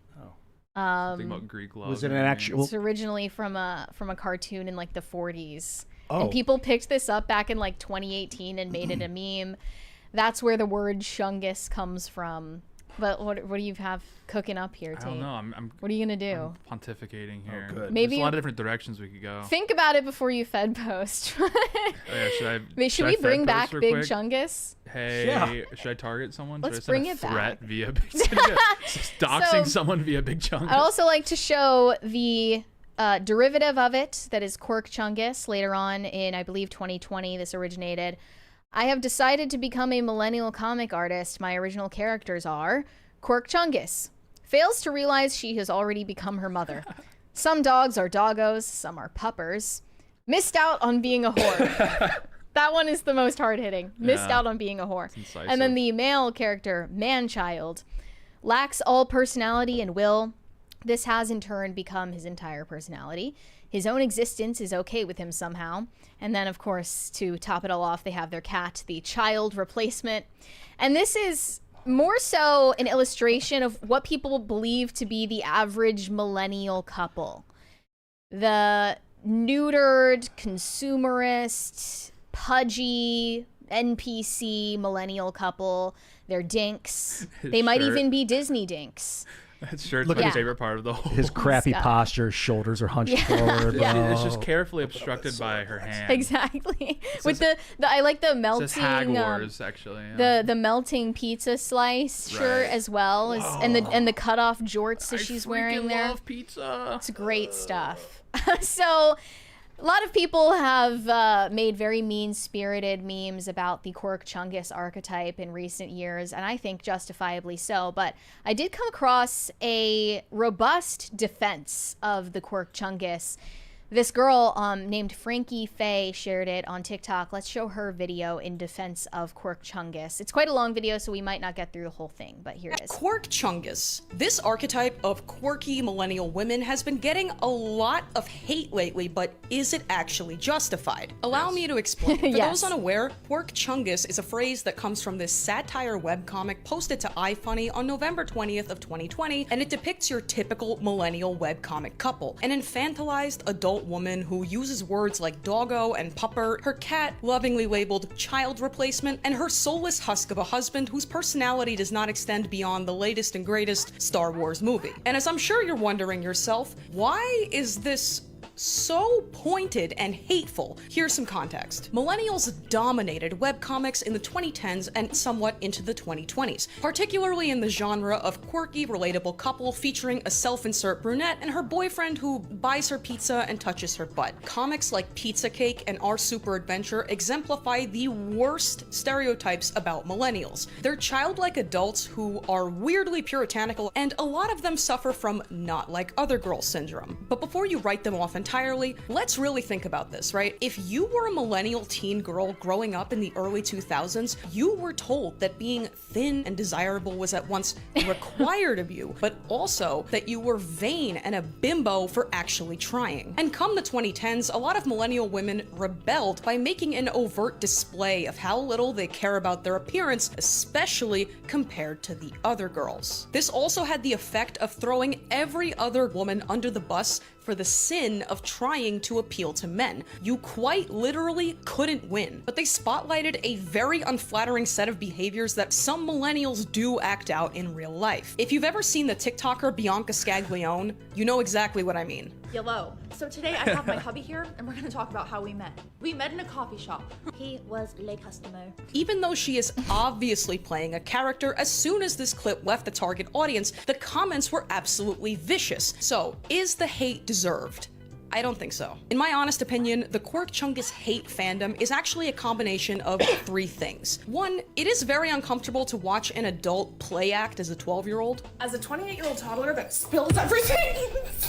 Two, and I know this is controversial, but I think a lot of this is casual sexism towards these weird, quirky women because they're too quirky to ever pass as feminine, but they're not so quirky that it like wraps all the way around and becomes hot. They're very hard to fetishize, and therefore it's just easier to make fun of them. And three, I think this is an outgrowth of our obsession with cringe and the need to just constantly punish people for the rest of their lives because they put something embarrassing on the internet. What I'm saying is, there is no need to be a heckin' wholesome man-child well into your 30s, but I also don't know if there's actually a need to beat these people up like this. There But is. please let me know what you think. Yes, there is. These people are. I'm gonna Fed No, post go again. off. I'm gonna Go Fed ahead. post. Go ahead and express. No, these people like are You're hot, they're you're everything hot. that's wrong with the United States. It's infantilization, and they can choose not to do this tomorrow. They can choose to be adults, but they don't want to matriculate. They're fighting against that because these people haven't accepted that they're old. They haven't accepted that they're not teenagers anymore.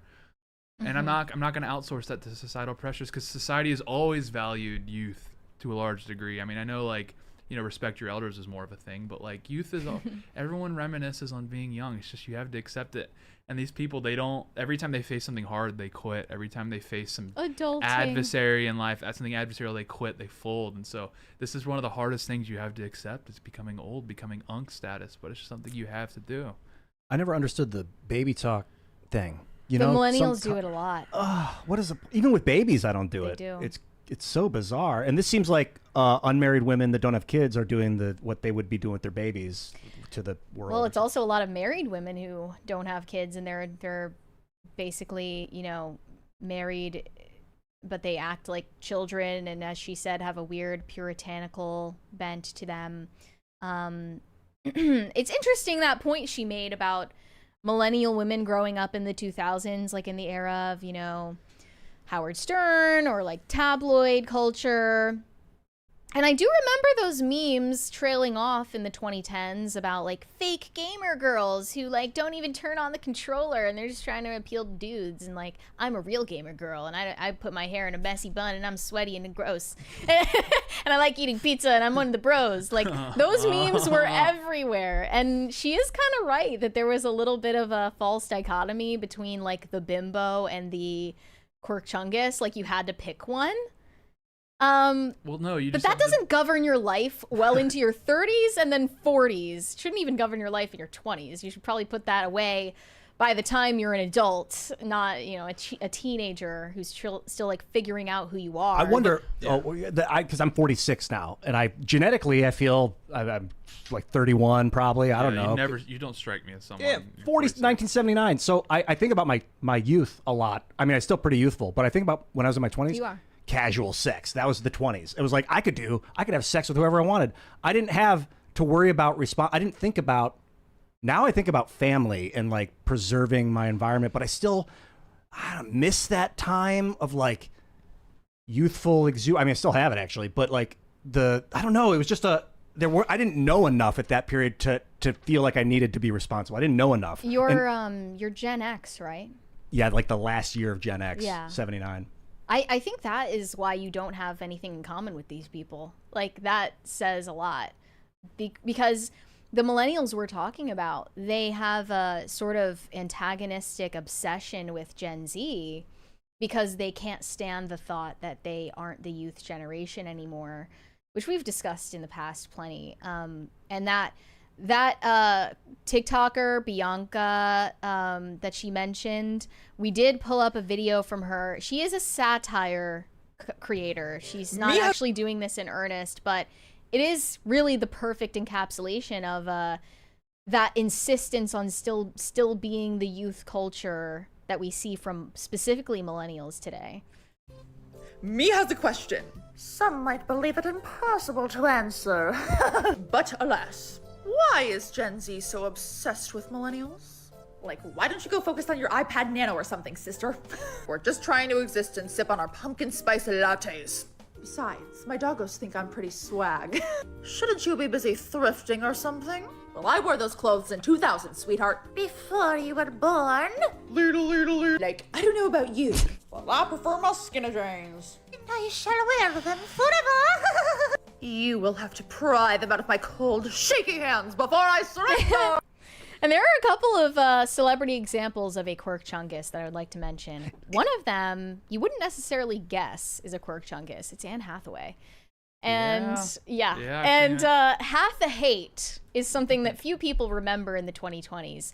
But Half the Hate was like all over blogs in the 2000s, specifically like I think the late 2000s. Anne Hathaway was widely hated and mocked, and like she's beloved now, but they hated her because she was so earnest and she was, you know, less cynical than we are today.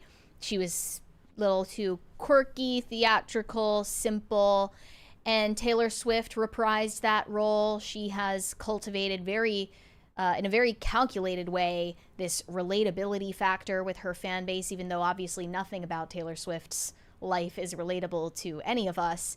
And I think, ironically, Gen Z is going to follow the Quirk Chungus archetype in their own special way, which we were just talking about how, like, as Zoomers, we're realizing that we have aged up into that same place where millennials were when they started hitting the denial stage. I saw it pointed out in this tweet that the millennial Quirk Chungus has evolved into its Zoomer variant, which I like to call Shrek Fungus. Traits include dressing up as Pitbull for Halloween with a bald cap, peak comedy, quirky tapestries like the one pictured, it shows gaslight, gatekeep Gibby from iCarly, and ending every message with "Hope this helps." Mm-hmm. The quirky stan culture lingo that they use.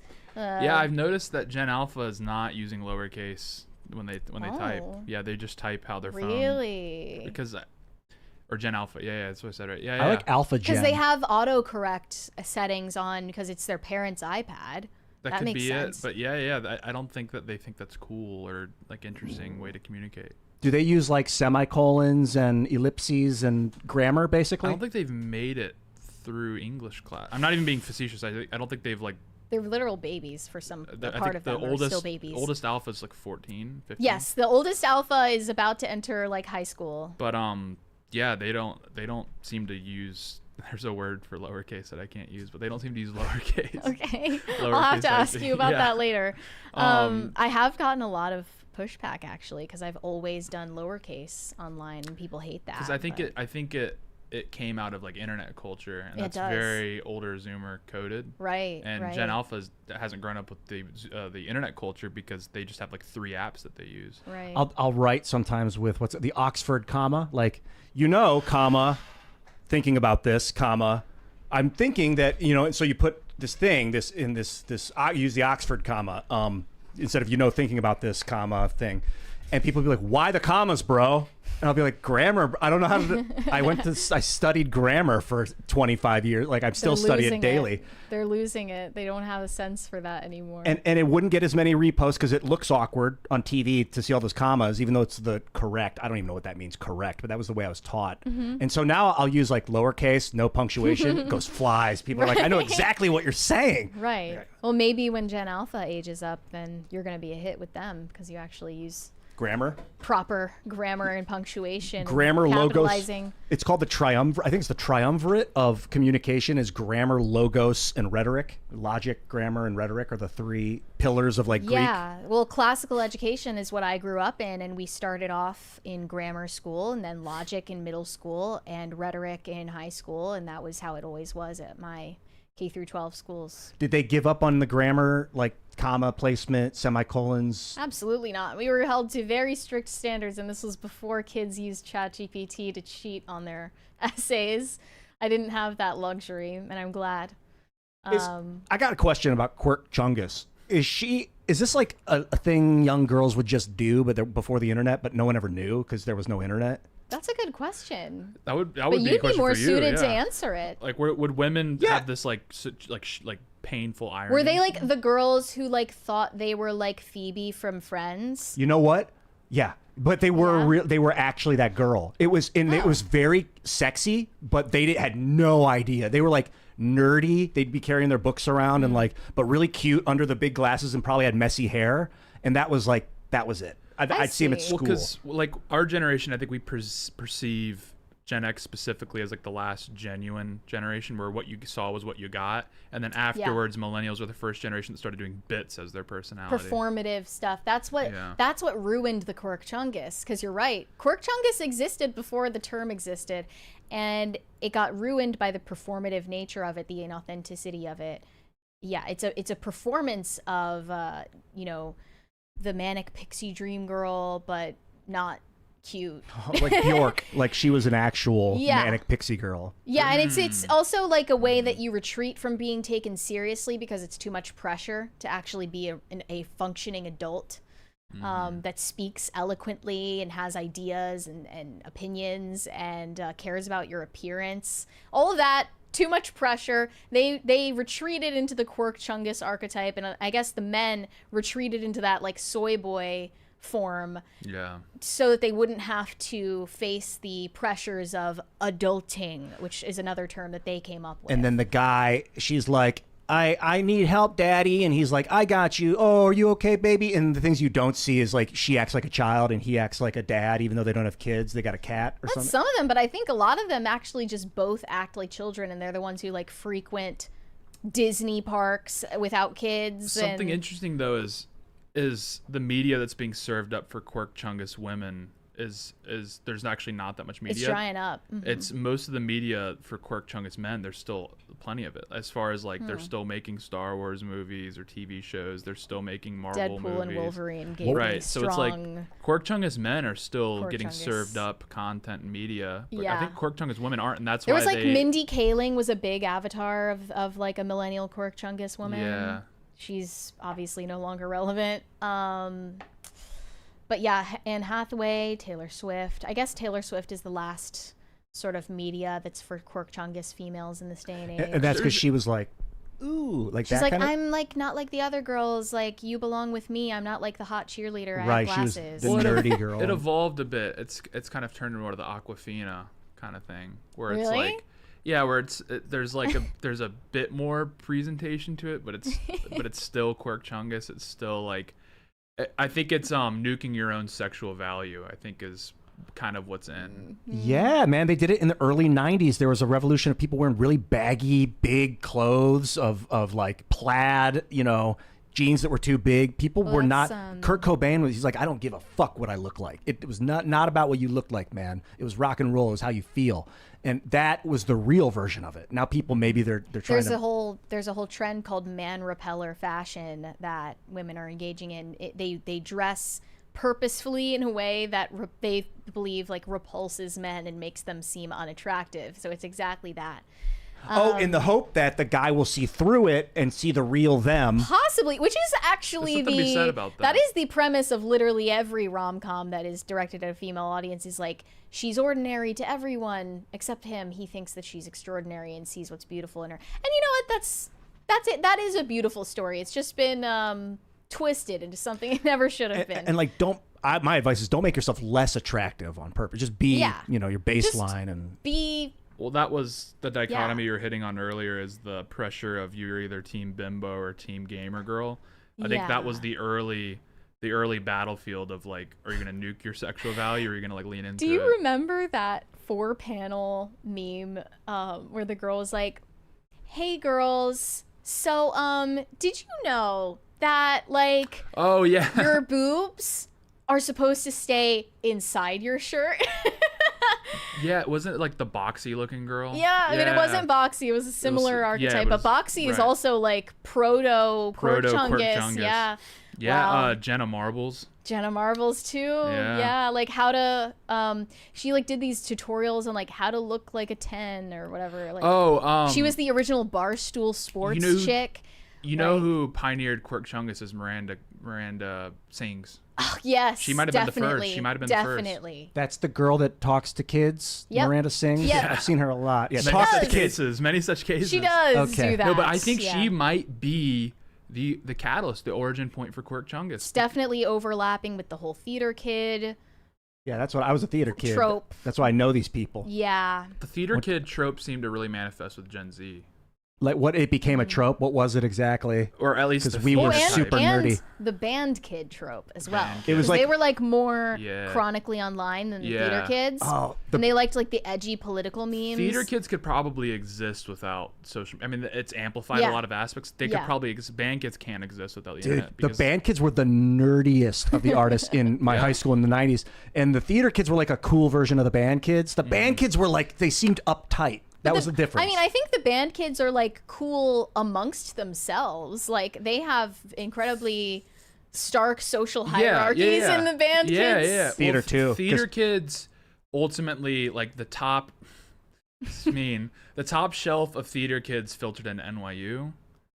You know, like that was their dream, or like Juilliard or something. Where like the biggest aspiration for a band kid was probably like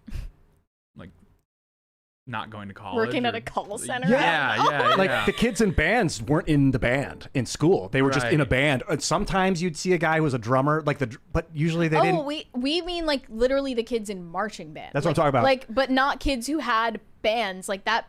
That is actually cool, and that doesn't exist. Yeah, they wouldn't be in the marching band. And I had friends that were kids. in, and for the record, I had friends that were in. One of my good friends, he was in the marching band, and he played like trombone at university. Thank you, guys. Cool. Like, he's a cool guy. What? I'm not saying being in the band made you a band kid. It just often happens. Keep going. Oh, shit. Guys, we are running out of time though, so we do have to finish up reading these super chats. That's a good place to So I'm bookmark it, saying, but yeah. just to close that, like, I don't want people to get me the wrong way. Is being in the band, I know, very normal. I'm not even saying this to cope or cover my butt. I'm just saying there was kids in the band that were normal, but there was kids that they found each other through band and then became the band kid. It's a contagious disease. It was like a cult. The theater kids, if you decided to step outside of that, they would be like, hey, It's a cult. we're a group. Shunning. Yeah. Shunning. Okay, let's It's a read safe these space. super chats. Smashing Random Keys said, you guys really couldn't take 5 seconds to ask prayers for 9/11 victims yesterday, but spent 40 minutes on Charlie. I don't know if that's like a joke super chat, if you're actually being serious, but you're literally doing the meme right now. You're the reason why the Gongo meme exists. Because the people we made this an inside joke on the show because of the people saying, how could you be talking about Taylor Swift when there's a famine in Gaza or a femigenocide in the Congo or like whatever. You are doing the meme right now. Hey, So I did do an interview You're the problem. with Richard Gage, who headed Architects and Engineers for 9/11 Truth. Shout out to 9/11 and the another with their Architects and Engineers for 9/11. They just did a thing yesterday. I don't know if it's online yet, but check my Twitter if you want. Stay updated, and I'll post it when it goes live. Shout out to all the survivors. not Just a been lot a of busy people were week. talking about 9/11 yesterday Yeah. because of the news. But yeah. Shane H. Wilder said these public bathroom date videos are so cringe. I'm waiting for a toilet to flush. Nice to hear she's waiting, but the videos are cringe. Like, Yeah. he go home and he must go home and watch the videos after. He they- knows all. I'm sure he knows that this is her job. What, of I bet what course. happened is it got sent to him first, and then he had to make a decision. Am I okay with this? When they or have not? that conversation. How desperate am I? I guess I'm desperate enough. I'll put up with it. Yikes. Because one of his I guarantee one of the boys dropped in the group chat, and they're like, dude, dude what are But we doing? I like it's not just influencers though. Like I see girls who aren't famous online doing this to their boyfriends and husbands, and it's Yeah. terrifying. Like you're in mental prison. I've seen this girl's husband. I'm not gonna say who it is, obviously, but this girl's husband is literally twerking on her TikTok, throwing it back. It's just so undignified. Andy Bobandy said, I may only be 27, but just felt like a boomer at the grocery store. Gen Z cashier called month-old Andy Jr. a gleeful chungus because he was giggling. I like the word. I mean, yeah, it's a compliment for the record. Depending on who delivered it, that's either funny or not. No, I mean, I think it's supposed to be complimentary. No, like no, it's a healthy, chubby baby. I'm just saying, You know? if how funny it is depends on like how ironic the person's Yeah. delivery was. Yeah. Because if it was completely like, I digress. The name of that show Big Chungus was on was Wabbit Twubble. in Yes. case- oh, you knew? Yeah. Okay. Back in, what was it, like 1949 or something? I don't know. I gotta check. Like, yeah, later in the cartoon is like full blown. Wait a minute. Like minstrel show and stuff. Yeah. Cartoons used to be so good. Yeah, it was. Shane H. Wilder said, Mary is right. We're called to be chaste regardless of our position in life. Just as premarital sex is a sin, so too is misordered sex in a marriage. Yeah. These days, obviously, when people use that word, it's just, synonymous with the idea of waiting in general. What word? Chastities. Yeah. Pop Culture Junkie said, from 3 LA sources, Emmy security getting tightened. Oh, the actors are worried? The actors are worried about their safety because of Charlie Kirk's There's death, such a really? massive threat to the regime. Wow. With their those poor things. Their take on takedown on Trump. Like, that's fine, whatever. They would be safe regardless, but that's so funny that they think that this has anything to do with them. Bro thinks he's on the team. Yeah. No Control said, Stephen King proves leftism is more destructive than alcoholism. He would be better off getting drunk and writing weird books. Yeah. Is he an alcoholic? That's what I was just wondering. I can't don't know. endorse or avow that, but Wait. Yeah. That might be part of his, lore. There's a lot of people that as soon as they got clean, their content sucks now. He was really creative, and then he got into this car accident. Do you guys remember that? In I think it was in the late '90s. He almost died, and he was wow. he'd been writing the Dark Tower series, which was pretty phenomenal in the beginning. He only wrote 4 of the books, had 3 more, and he was like, I have to finish this series, but in case I die, and so he just shoved it out like garbage. It's terrible. And ever since, his work has been. But it says that he has been open about alcoholism. in the past, but I'm assuming that, yeah, he's sober now. Drewish AF of Christendom said, 4 most dangerous words from a man, I can fix her. Yeah, real. I mean, a lot Fix of women yourself, do that bro. too. A lot of women, they don't necessarily say I can fix him, but they think I can change him because it will prove to me, like if they have some sort of self-esteem issue deficit, they think changing a man will mean like this confirms that I'm special, right? Totally misguided, obviously. Yeah. I was the one.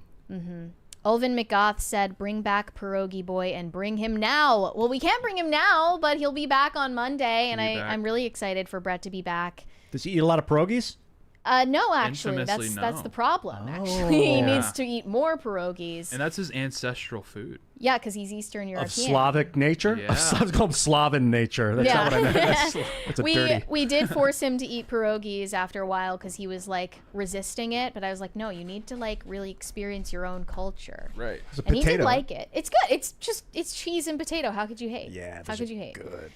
Corey Anderson said, I'm married. I am mostly making jokes based on the stories, but I also ask questions for information to learn. Good. It's good to be curious. He's a very Most of the time. inquisitive man. 50 Charlie said, Chungus is from the OG Elmer Fudd Bugs Bunny short. I guess that's what you were referring to. Yeah, the meme Wabbit originated. Wobbles. It says it originated from a fictitious cover art for a video game titled Big Chungus. That must have been after the meme. That was, yeah, because I remember the guy, he would go into GameStop and try to sell it to him, and like the GameStop employees would just crash out and like threaten to kill him. and I've stuff. seen videos of that guy. I Yeah, think. he did a various covers, and like I think had multiple death threats from GameStop Jeez. employees or just fed. Yo, because GameStop employees are like loose cannon. Oh, yeah, they are. Yeah, They are. Yeah, those people are like. That guy who, No offense if like you work at prank calls GameStop, but- what a girl, No, I never like did. put a girl on, he's called GameStop multiple Put a times. girl on. Yeah, have you And seen they- that guy? Because it's so easy to rattle them. Yeah. I don't know what it It is really about works. GameStop employees, but you can really just rile them up. Really? They're always on Easy, their yeah. last straw. They're stuck in those machines, maybe. Arsenal Man said Frankie Faye is goated. I have only seen that one video from Frankie Faye, but I appreciate that she's an original thinker. I'm gonna look into her content more. No Control said Quirk Chungus is like V1.0 of the non-binary woman. That's so frighteningly true.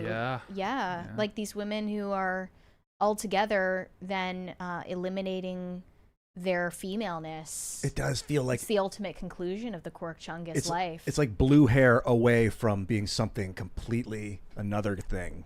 That's very true. Yeah. Or nothing. Like just that overweight, that flabby gut where the shirt's up a little. That's like the beginning of the end. Obesity Beginning of the end. obesity It's is true. the real gender fluidity if you think about it, because once you get to a certain BMI, they all look the same. And all that estrogen, everybody gets it. Yep. Yeah.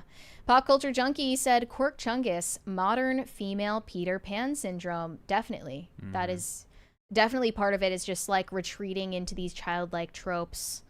Not That Jon Stewart said, as an elder millennial, 82, shit like this makes me identify more with Gen X. Elder millennial. You seen Elder that video? millennial here. Yeah. Millennial expert here. I think Have when you you Hope this helps. Have you Friendly seen this, reminder that. the roller derby. It's like a bunch of women, and they're like, "This is." Wait, yes, I remember And then that. at the end, she's like, "Elder millennial," because she didn't want to say how old she is. Yeah. One of the greatest videos I've ever seen. Well, I think if you're on the cusp, you actually get to choose which generation you are. So if you were born in like Be a 1996, you can choose whether you want to be a millennial or Gen Z. I always wanted to be X because it sounds so. You're Like, you're X. Generation Y. You I'm like, definitely what the are fuck? X. You have more in common with Gen X than millennials. Yeah, a lot of my for friends in sure. college were like, I was 20 and they were 28 because they were grad students. So Yeah, Gen X is cool. I like Gen X. Like my dad's Gen X. most of them are. It's just we weren't as. I don't know. Our brains weren't as wired, but there are a lot of dumb idiots from X that are just totally brainwashed by media. They don't have the critical thinking, but I guess that's in every But generation. you lived a good amount of adulthood without a smartphone, which is really the factor that differentiates no you texting. from millennials. Never texted. Yeah. Texting is so foreign. It's just like It does suck. I hate texting. it's so like unhuman. Like Yeah, it's right. good for like I'll be there at this time. That's all. I don't Yeah. want to like tell you my no, feelings. we're in not text. having a whole ass conversation over text. Like that's Yeah. so Leave tedious me a voicemail. and Yeah, I hate ineffective. texting. Video chat me. I do hate FaceTime though, and I've noticed It's like getting very third world Zoomers coded. are obsessed with FaceTiming. Do you agree? Like I've noticed like I don't like Zoomers, FaceTiming. especially like Zoomers in relationships, they like being on a FaceTime call and falling asleep on a FaceTime call. That's like, crazy to me. Oh, so yeah. I'd rather be cringy. alone and Yeah. then see you later. Right, exactly. Not that Jon Stewart, Awoken State, Florida, said, Elder Millennial here. Elder Millennial here. Growing up as a teenager around these Chunga nightmarish, I've always been hyper aware of how different I am from everyone in my generation. That's why I have no friends now. Well, you should try to have a social circle, regardless of how cringe your generation is. It's Yeah, you'll worth get it. more. Just go to the barcade and chat it up with just your go hang out at the Chungus barcade, friends. meet up with some new friends, and then go into the bathroom to record TikToks on how it's going. And post them. Let us know. All my old friends are now foaming at the mouth with hatred and propaganda nonsense. I'm not missing anyone. It is unfortunate. A lot of friendships are ending. A lot of family relationships are getting strained. But moments like this, like how you respond to a tragedy, define us. No Control said, in my high school, the band kids were the exclusive snobby kids that would only talk to each other. The jocks and cheerleaders were cool with everyone. Oh, that was not my experience. Like it's different, obviously, but there, I guess cliques form, and every time and place has a different genre of clique. Like in your school, maybe the band kids were cool, and mine they were nerds, and mine the goes jocks were dicks. Differently for everyone, but I think that's just the narrative. The jocks and cheerleaders are horrible monsters just because the theater kids made movies about them and they that hated them. changed. That was, I think, one of the things about the internet. I feel like it was a leveling thing that made the jocks become more humanized. I don't know if it actually did. Did you have the experience in high school, or did you guys that the jocks were really friendly? Well, you were homeschooled, Yeah. right? So you didn't have that. I mean, even experience. the institutionalized places I was, there wasn't enough kids to make Right. things clicky. But for me, my high school also was remarkably not cliquish because there were so few people. It was under 200 students, and we didn't have a football team. We didn't have, a very strong athletics program at the time. Maybe they do now, I don't know. And we didn't have cheerleaders, of course. Even if we did, it wouldn't be cool to be a cheerleader at my school because they would make you wear skirts down to your knees, and like it just wasn't really our vibe. It was more like debate society coded at my school, which I like. That's me. So there were definitely people who thought they were popular, but when there are that few people, it's like you're not, like, you're popular out of like 200 people. There are like 60 people in my graduating class. So yeah, there were people who thought they were cooler, but they weren't actually in this upper echelon like it's portrayed in the movies. And nobody was that terrible to each other. I guess for reference, I had 365 people in my graduating class, 1,800 in the school. Wow. For reference. That's about like medium size at this point. Yeah. But there are people who graduate with like over 1,000 people in their class. It's insane. That's freakish. Yeah. That's a lot of people. Shane H. Wilder said, okay, first meme all week. Feels good to be back in the saddle. Big Chungus crisis. Y'all are tagged. Thank you so much, Shane. Wow. We're returning to forum. Return to tradition. Yeah, return to tradition. Return with a V instead of a U. Straight Rippin 93 said, I like turtles. Thank you. Shane H. Wilder said, reminder about the prayer X space for Charlie Kirk and family Sunday evening. All are welcome. Have a wonderful weekend, guys. We will endure PAX. Thank you for the reminder, Shane. Okay, are we all caught up on Super Chats and on Rumble as well? Rumble, we haven't been getting any Rumble rants. What's their deal over there? I guess no Rumble rants. They don't like us anymore? There was one. 2 of them. There was 2. Glitches says, best wishes to the PCC crew and all the crisis actors. These are trying times. Stay strong. Thank you. Thank you, Glitches. Thank you, sir. And Cookie Dawn sent, I guess it's an emoji, but it's not loading. UM? Sure. Which country would be UM? I'm pretty I good have at no idea. this kind of stuff. UM. Well, let us know in the chat if you know. Okay, we're going to wrap things up. Ian, would you like to let everyone know where they can find you on social media? Yeah, I would. Thank you. On YouTube, you can. I just made a video actually yesterday about Charlie Kirk because I had a dream about him a couple nights ago after he passed away that night. I asked God or whatever is going on, please let me dream about Charlie. Sometimes I'll cry in my sleep or just kind of grieve in my sleep. I'll wake up and be crying, that kind of energy. He came, to me in the dream. I didn't mean it to come out like that. And it was very nice. I made a long video about it on YouTube. So check me out on YouTube. Check me out on X, Instagram, anywhere that Ian Crossland. It's going to probably be me. Check it out. Also, I'm going to be on Timcast IRL tonight at 8 p.m. Eastern Standard Time. So tune in, YouTube and Rumble, Timcast IRL, 8 p.m. Eastern. See you there. Awesome. And Tate, let everyone know where they can find you. Yeah, thanks for And thank you for your help this week. Of course. We couldn't have done it without you. Thank you for the audience for at least tolerating it. Brett will be back. The in-depth pop culture takes will commence. That is correct. And we got the requisite number of crisis parties this week for Brett to come back. Thank you so much, guys, for that. Yes, so thank you. You can find me on X and Instagram at RealTateBrown. I guess I'll be back here Tuesday, so we won't be gone too long. But yeah, see you guys later. Great. You guys can send me validation on Instagram at Mary Archived, or you can send me hate on X. That is also Mary Archived, and help me get TikTok famous. That is also Mary Archived. Follow the show on social media. We are at Pop Culture Crisis Pod on Instagram and popculture_show on X. If you would like to listen to the show rather than watch, go follow us. Give us rates and reviews on Spotify and Apple Podcasts. Make sure you subscribe to the channel if you have not done so already, and turn on notifications so you can tune in the next time we go live, which is on Monday, and Brett will be back then. We'll see you for a brand new episode on Monday, guys. Bye.